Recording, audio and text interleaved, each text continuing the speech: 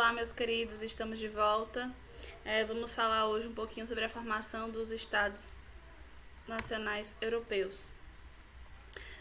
Antes de falar, a gente vai falar hoje um pouquinho sobre a organização das monarquias absolutas que se organizaram no período do século XV até o século XVIII na Europa, e uma forma de governo em que o poder está centralizado nas mãos do rei. Então a gente vai entender um pouco durante esse conteúdo como o rei ele organiza o poder, estrutura seu poder, como esse poder é exercido. E para falar um pouco mais também sobre a monarquia, essas monarquias absolutistas, a gente também vai explicar como alguns teóricos destinaram o seu tempo e as suas pesquisas, o seu interesse em defender o poder nas mãos do rei. Então a nossa aula hoje vai entender um pouco mais sobre tudo isso. Só colocar aqui. Mas também é interessante que a gente vai começar hoje falando sobre o mercantilismo, que é uma característica, é um conjunto de estratégia utilizada pelas monarquias. Então a gente vai entender agora o que é o mercantilismo, as principais estratégias utilizadas pelo mercantilismo. O mercantilismo no início do século XV, o interesse vai ser maior em acumular riqueza, acumular os metais, que vai ser aqui a gente inicia com o metalismo. Então essas monarquias elas estarão organizadas para aumentar o seu acúmulo de riqueza, aumentar o número de metais preciosos. A ideia presente era que quanto maior a quantidade de metais preciosos tinha uma nação, mais poderosa seria aquela nação perante o mundo.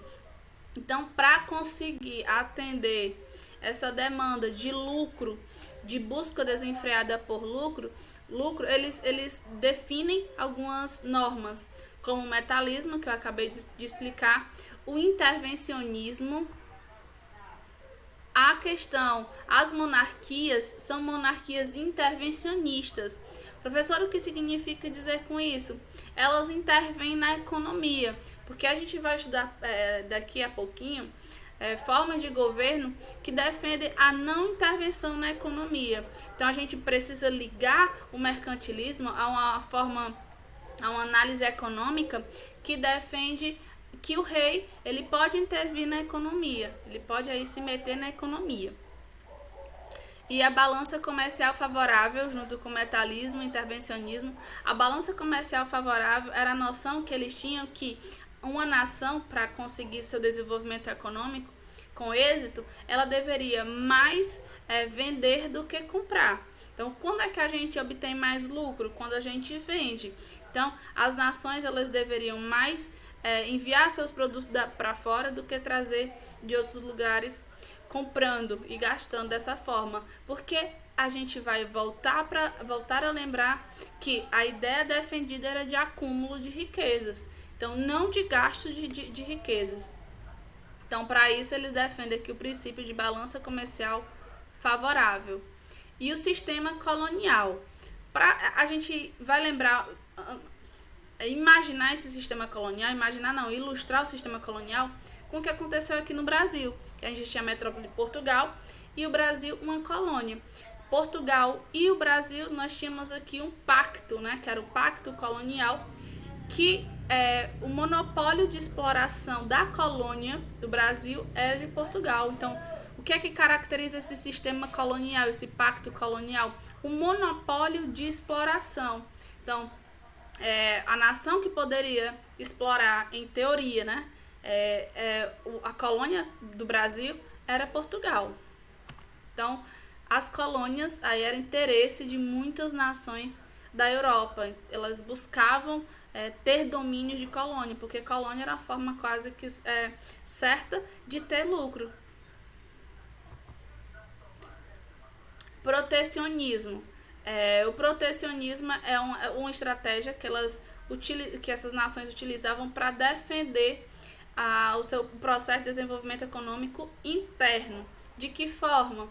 Eles aumentavam as taxas das mercadorias dos produtos para entrar nas suas nações, para assim facilitar o desenvolvimento a venda das mercadorias dentro da próprio país, dificultando a entrada aí de mercadorias externas para que pudesse esse desenvolvimento acontecer de forma satisfatória. E agora a gente vai falar sobre os teóricos do absolutismo. Alguns desses teóricos eu trouxe hoje 4 teóricos, que é o Jean Bodin, Nicolau, Maquiavel, Thomas Hobbes e o Bossuet. Então, para se acreditar na ideia de ter um rei, um soberano a quem todos os povos pudessem obedecer sem questionar, precisava-se de uma justificativa, né? Então, esses teóricos aí, eles vão justamente criar teorias para justificar o poder do rei. A gente inicia com o Jean Bodin. O Jean Bodin, que vai falar que a soberania não é compartilhada, defende de acordo com o seu raciocínio, que o rei é um poder soberano, um poder ilimitado, um poder que não está para ser negociado, não é um poder negociado com os considerados cidadãos. Ele tem nas suas mãos o poder executivo, legislativo e judiciário, ou seja, não há participação, não há interação e não há restrições, ou seja, é um poder ilimitado.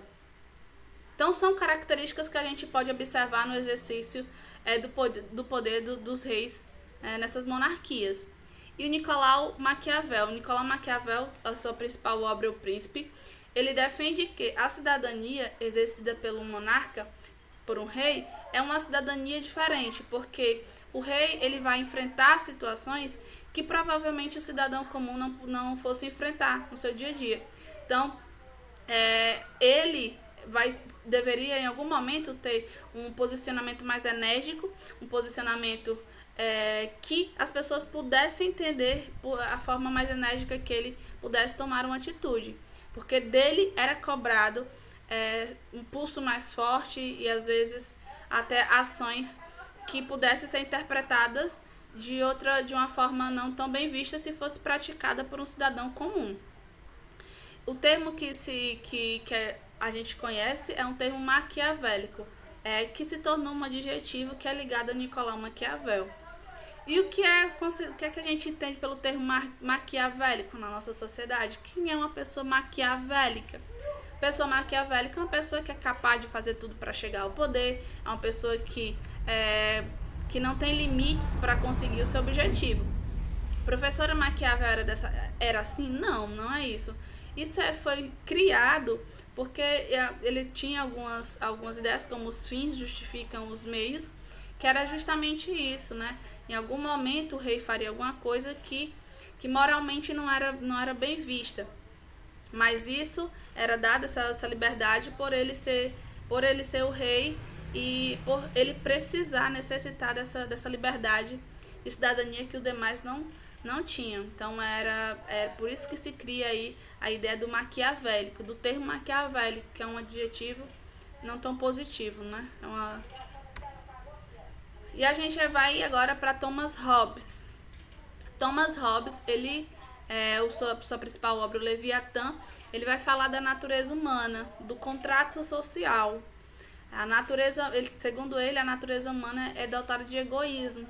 Então, por natureza seres egoístas, então existe a necessidade de ter uma pessoa, de ter alguém que tenha todo o poder de decisão. Por quê? Porque, segundo ele, se não tivesse o rei para tomar as decisões, as pessoas elas entrariam num estado de guerra. Por quê?